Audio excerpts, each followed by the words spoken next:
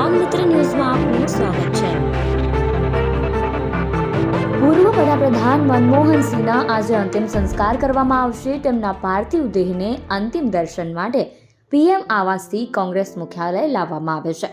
Doctor સિંહના પત્ની ગુરશરણ કૌર અને પુત્રી દમનસિંહે કોંગ્રેસના મુખ્યાલયમાં તેમને શ્રદ્ધાંજલિ આપી હતી.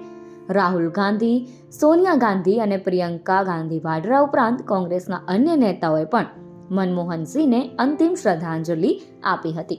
આ પછી પાર્થિવ દેહને નિગમબોધ ઘાટ પર લઈ જવામાં આવી રહ્યો છે. અંતિમ સંસ્કાર દિલ્હીના નિગમબોધ ઘાટ પર કરવામાં આવશે.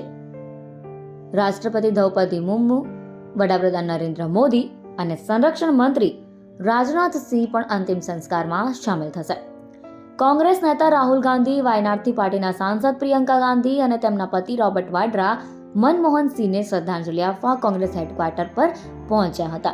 કોંગ્રેસના નેતાઓએ પણ મનમોહન સિંહને અંતિમ શ્રદ્ધાંજલિ આપી હતી. એઆઈસીસી ખાતેથી હવેથી પૂર્વ પીએમ મનમોહન સિંહના પાર્થિવ દેહને નિગમબોધ ઘાટ પર લઈ જવામાં આવે છે. નિગમબોધ ઘાટ પર તેમના અંતિમ સંસ્કાર કરવામાં આવશે રાજકીય સન્માન સાથે. તેમની અંતિમ વિધિમાં વડાપ્રધાન મોદી પણ જોડાશે.